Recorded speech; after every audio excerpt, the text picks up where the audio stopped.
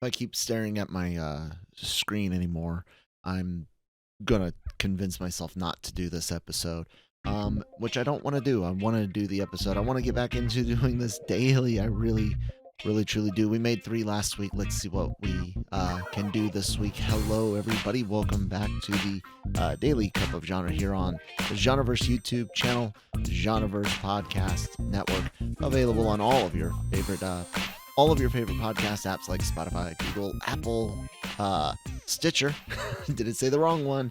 And more. Give us a follow, leave us a review. You could do stars, you could do thumbs, you could do whatever your app allows you to do. It would be beneficial for us and you, because then, support us, we grow more content. See how it works. Subscribe to the YouTube channel if it's something you haven't done already. Lots of great content, anime reactions, trailer reactions, gaming streams. I finished up my Final Fantasy VII Remake playthrough.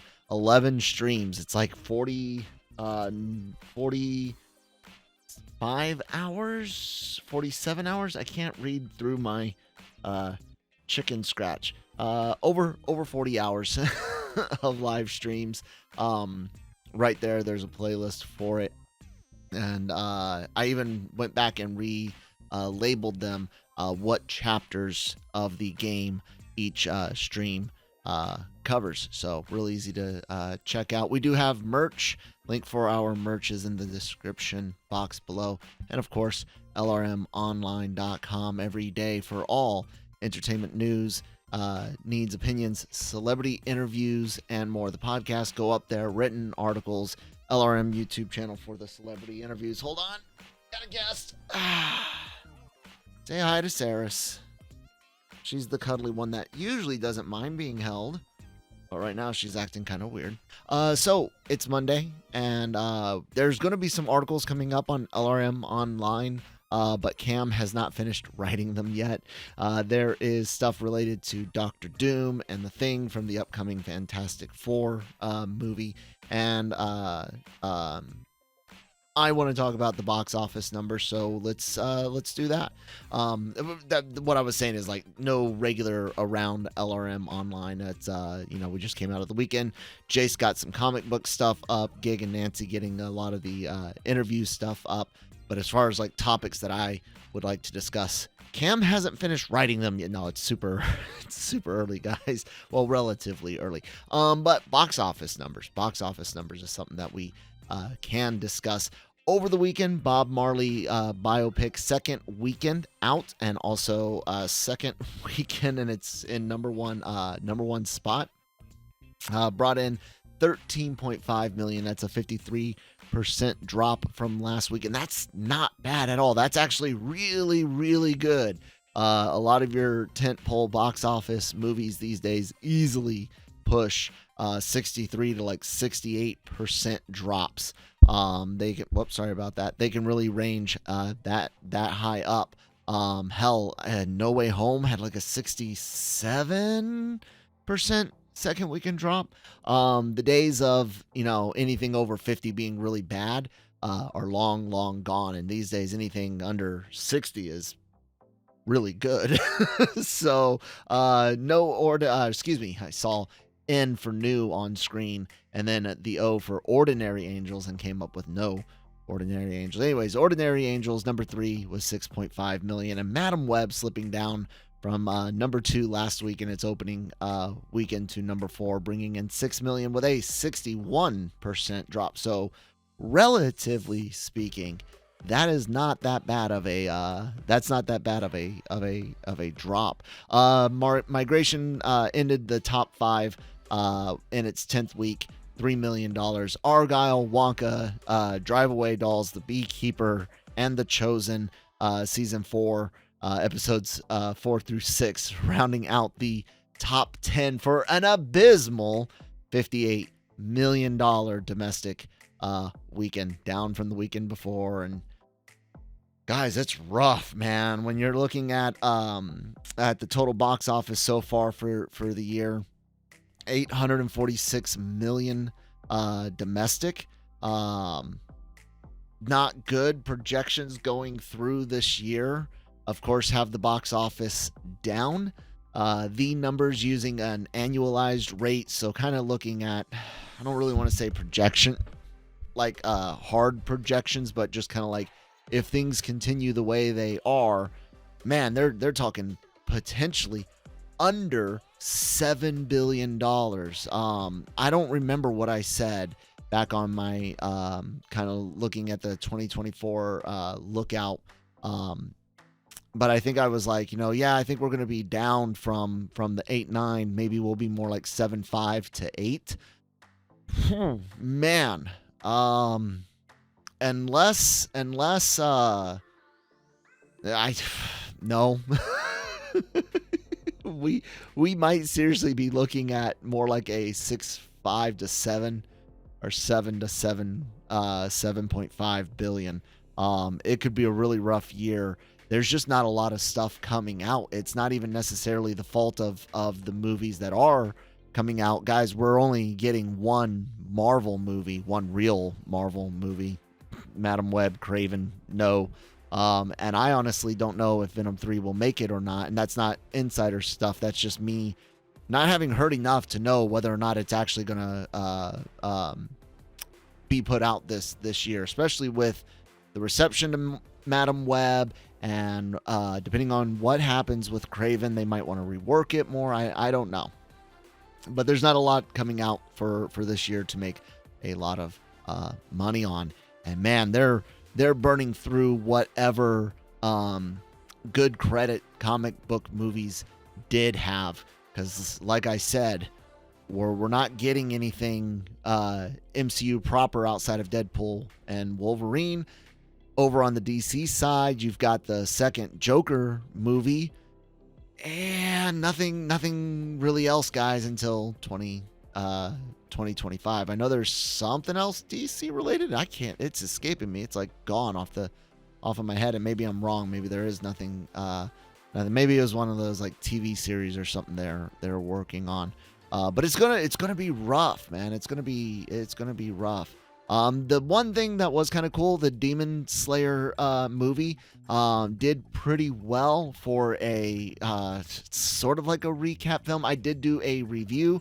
You guys can check that review out on the LRM YouTube channel and, of course, the podcast, all your favorite podcast apps. I did the To the Hashira training premiere in New York City. Movie was fine. I go into as much detail as I can in the review. I think I gave it a B+. And it's for super fans. It's for fans that want to see the ending of season 3 on the big screen.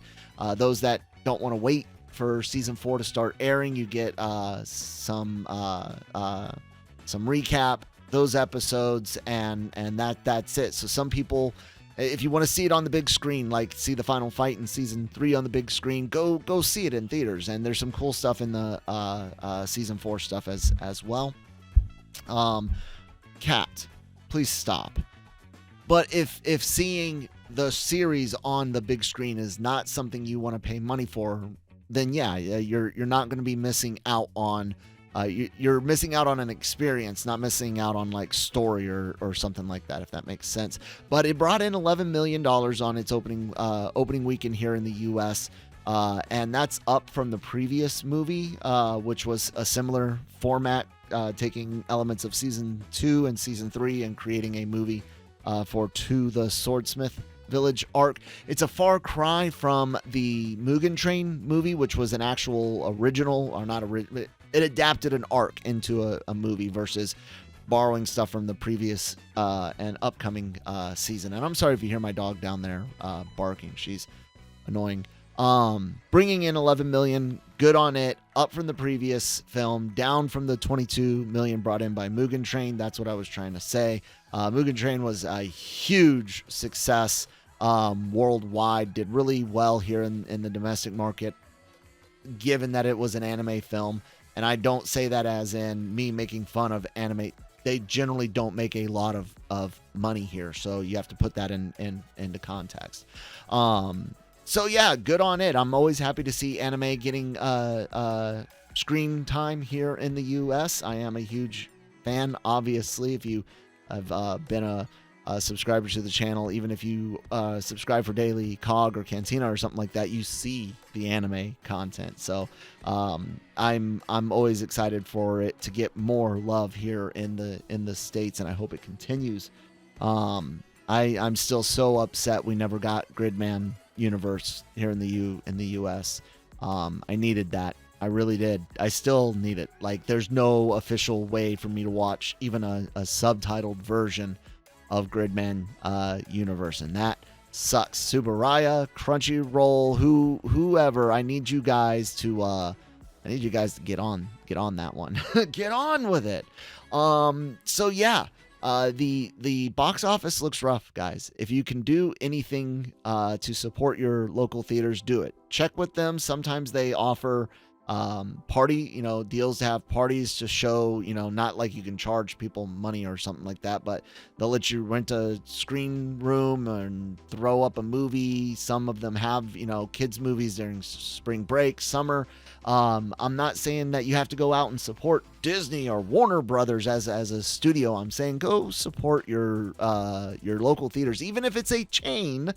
It employs people locally, and it feeds your local community through sales taxes and taxes on the property that the chain may be renting, leasing, whatnot.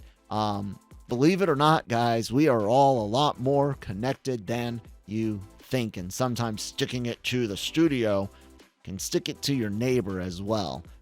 Just think about that. So, and of course, again, never saying go spend your milk and bread money on a movie ticket. Don't take it that way. That's gonna be it today. Just business stuff. I was thinking about doing this whole thing about critics and reviewing movies, and maybe I'll save that for another day. It's an interesting world, and I'm not sure how many people quite know how it all actually works, and I was gonna rail against echo chambers within reviewing communities and stuff like that, but we'll save that for another day. You guys can check out more content, including that topic in the future, maybe, here on the Genreverse YouTube channel, along with all the anime reactions, gaming streams. I'll be doing Final Fantasy VII Rebirth when it hits on Thursday, sometime Thursday morning after my son gets off to school. Genreverse Podcast Network, available on all of your favorite podcast apps, and of course we have merch. Link in the description box below, and lrmonline.com for entertainment news, celebrity interviews, reviews, podcasts, and more. I've been Kyle. I hope to see you guys again next time. Bye.